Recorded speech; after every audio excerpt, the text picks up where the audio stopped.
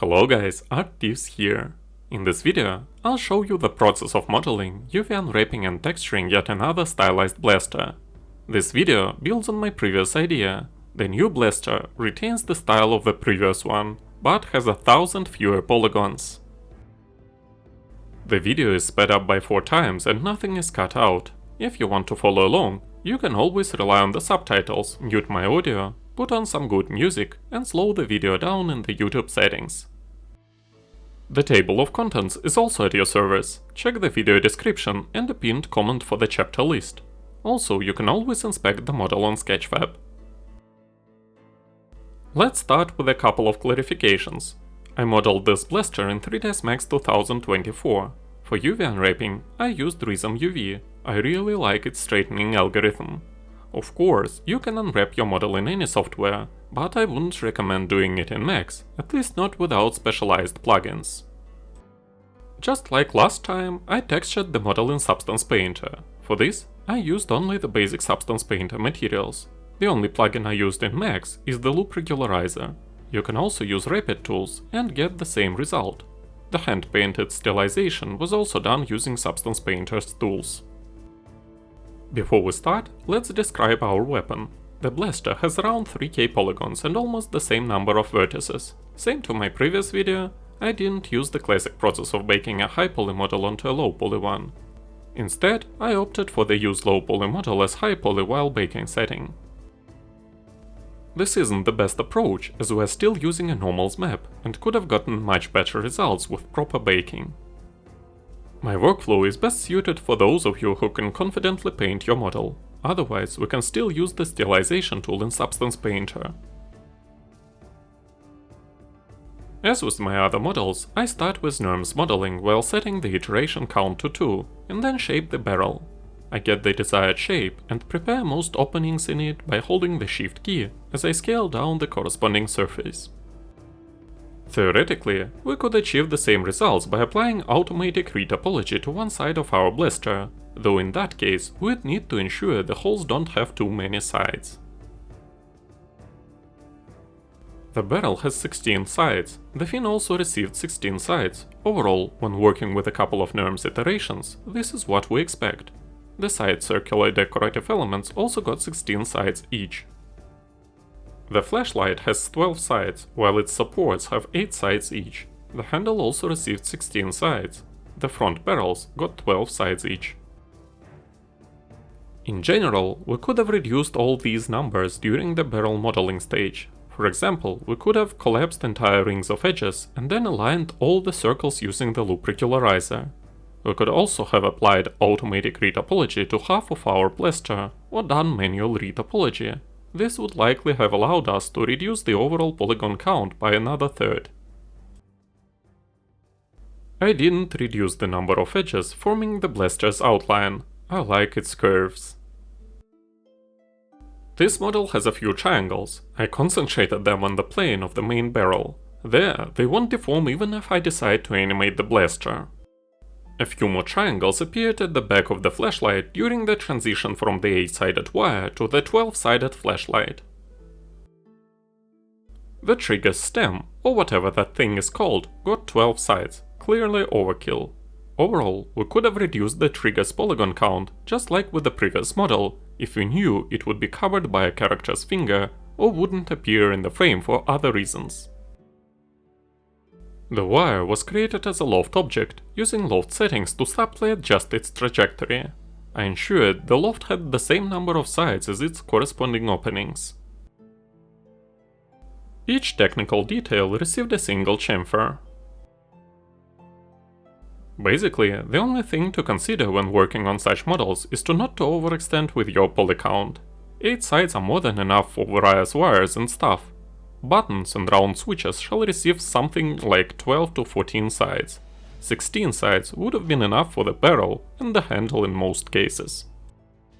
As I've mentioned in my previous videos, I prefer to create models like this as single cohesive objects rather than assembling them from separate components. We keep the trigger as a separate object for the potential animation to work. Some things may be embedded into our gun as separate objects that intersect it. However, that may cause some troubles. Specifically, care must be taken to avoid Z-fighting, a common issue in 3D rendering where two surfaces are positioned so closely together that the rendering engine struggles to determine which one should be displayed on top. This can result in visual artifacts such as flickering or overlapping textures, which compromise the model's appearance. The spherical lighting bulb of the flashlight is made from a hemisphere that is shrinked down slightly on the corresponding axis. We can also use the FFD modifier to achieve the same result. I gave each flashlight connector 8 sides, because that makes it easier for me to attach them to different modules. If it was possible, I'd rather stick to 6 sides. Obviously that doesn't change much. The flashlight's wire breaks the model's symmetry, giving it uniqueness and charisma. It should have enough supporting edge loops to allow it to bend if we decide to animate it. I insert the hemisphere lens into the flashlight using the Select and Place tool with the vertex snapping setting enabled. I move the faces of any holes by switching my coordinate system to local. I move points while having the edge constraint function enabled. 8 sides for the flashlight's mounts are convenient because they pair well with its existing geometry. In any case, when we connect objects using the Problem modifier, it's best to detach the corresponding elements from the model. I detach them, ensure they clearly intersect where I want the intersection to occur, apply Problem, manually fix the topology, and then reattach the resulting module to my model. It's best to surround the resulting connections with a ring of nearly square polygons. Additionally, all intersections receive a single chamfer. I repeat the process for each detail, ensuring no prominent artifacts appear. At this stage, it's still too early to set smoothing groups. Overall, the shading will improve once we apply the Weighted Normals modifier. Once again, I activate edge constraints and move some vertices around to ensure optimal shading. I'm adding minor details to the mounts and the flashlight itself. You should only add details that can't be simulated during texturing or with the normal map. For example, I could simulate height differences on the flashlight itself. Small details should generally be avoided. The trigger is created differently this time. For our blaster, I am once again relying on NURMs Modeling. I shape it first, and then reduce the excess poly count. We can always position the pivot point where needed using the Select and Place tool. We should ensure that the trigger's support cylinder intersects the plane of the blaster's handle rather than sharing the same plane with it. I position the trigger at a slight angle to the blaster's handle. Any triggers, buttons or switches that will be subjected to any animations shall stay separated from the main model. It's important to pay attention to the vertices surrounding the wire's attachment to the top of the barrel. The vertices there are quite far apart from each other and from the hole, so I slightly adjusted them in edge constraint mode. I set the vertices of the spline forming the wire to smooth mode and tried to give the wire an interesting shape. In general, we could add a couple more wires, but these guys are the main culprits for our polygon count. Plus, the absence of wires on the other side makes it easy to place our blaster in a suitcase, on a counter, shelf, the ground, or any other surface without worrying about animation. As I said before, we don't want to create many small elements. The modeling style I follow involves working with fairly thick forms. It's crucial to position the trigger so it can move back and forth smoothly during animation. Overall, we are unlikely to see its movement from the front, and most of the time it will be hidden from the camera by the character's fingers or the blaster's handle. The most important thing with this model is to periodically inspect it from different angles for shading artifacts. This should be avoided at all costs. Before making any holes that disrupt the existing geometry, it's worth saving the model. It's better to skip a wire than to ruin the shading. The wire is asymmetrical, thus it is drawing the viewer's attention. It shouldn't be too thick, as that would alter our perception of the blaster's weight, but it also shouldn't be too thin to avoid breaking the overall stylization. For the same reason, it needs a substantial number of supporting edge loops to allow for animation. The ideal option is polygons that are close to square in shape. Initially, I made the wire too thick, but then I transferred some of its thickness to the connectors. I also added 4 triangles by collapsing the edge loops of the flashlight to attach it to the wire.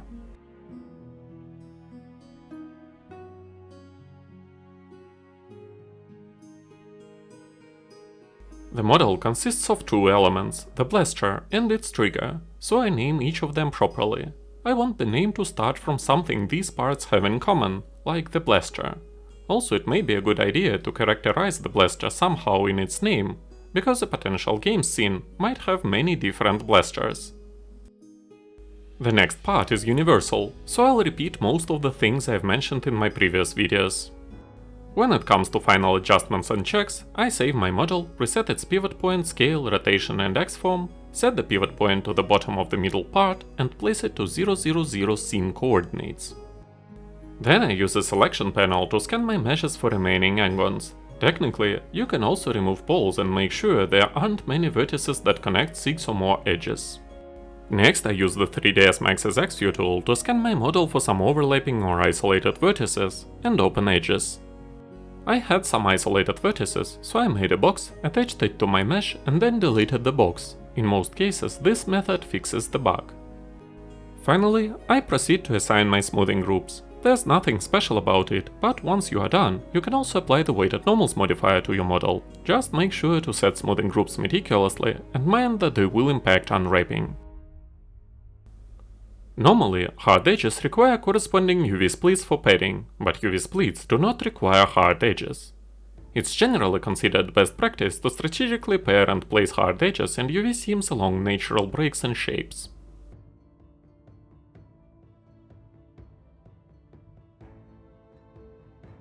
My model doesn't have any transparent elements, so I've unwrapped it to a single 2K Reso UV map with a pixel padding of 16.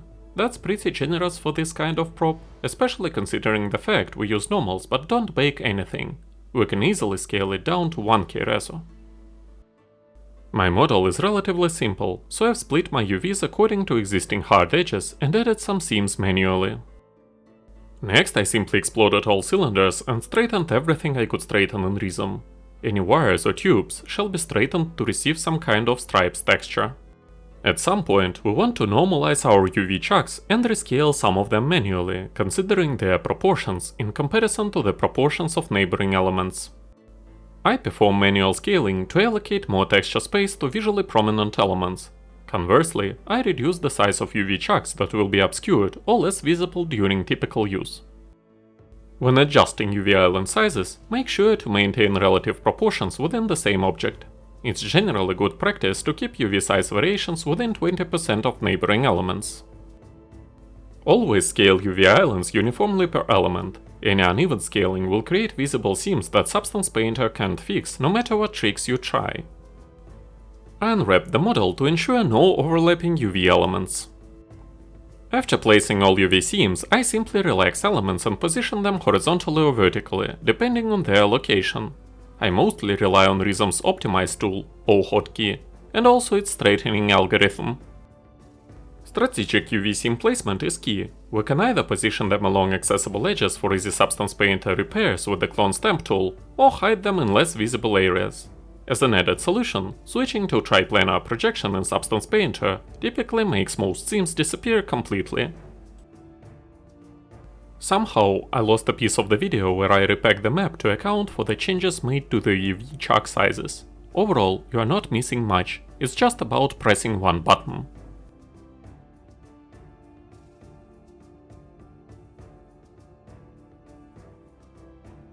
When baking my model, I set the highest possible amount of raise on all tabs, disable the ID section, and switch my subsampling to 16.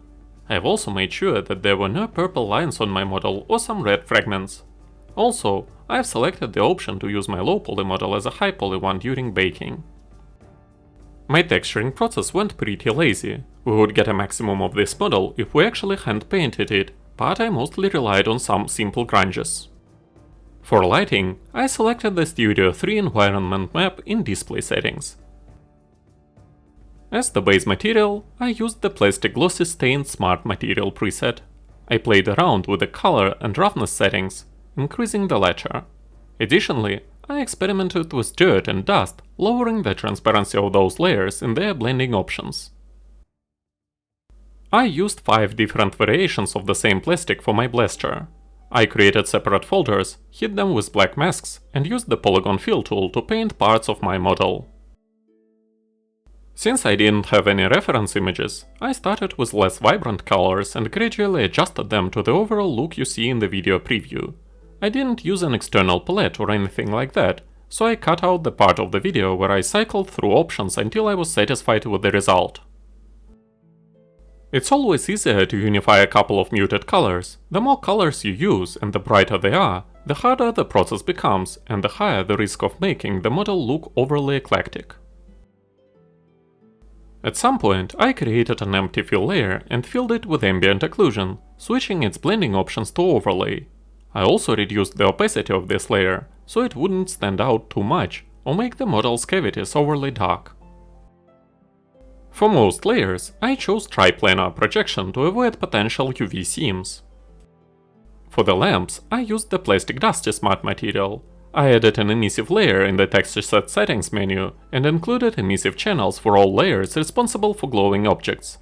Don't forget to give these objects base layers in case you decide to turn off the emission. Unlike the previous blaster, the new one didn't have sharp transitions from one color to another, so I created a special transitional black material from the same plastic, added a height data fill layer with a negative height value in the same folder, and used the follow along path tool to separate the colors. In some cases, a similar approach can be used to hide UV seams. To avoid blurry edges, I adjusted the brush hardness. The springs were added as follows. First, the wires received a base layer of plastic or rubber, then a copper layer. The copper went into a separate folder, hidden by a black mask. I added a fill layer and selected Fill, Stripes. Initially, they were rotated at a 45-degree angle, so I changed it to 135. Then I added a height data fill layer and significantly increased its height value. In retrospect, I realized I should have increased the size of the UV chuck responsible for the springy wire. That way, it wouldn't end up blurry if we apply stylization and then reduce the texture size by half. Since the 4 barrels of our blaster protrude significantly, we should not only create light sources in each of them, but also add fake reflections from them on the barrel walls. Ideally, we can use a gradient for this. When setting up the lighting, I consider the following. First, the light source should have an accurate base color, in case the blaster is turned off. Second, the dirt and dust on the bulb should also have emission, a dark one to block the light.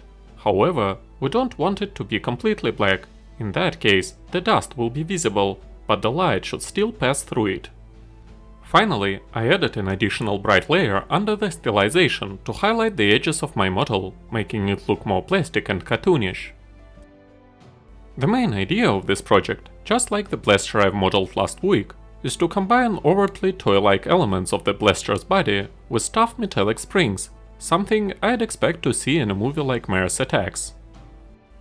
I also added lighting to the side lamps. Later, I created additional circular decorative details around them.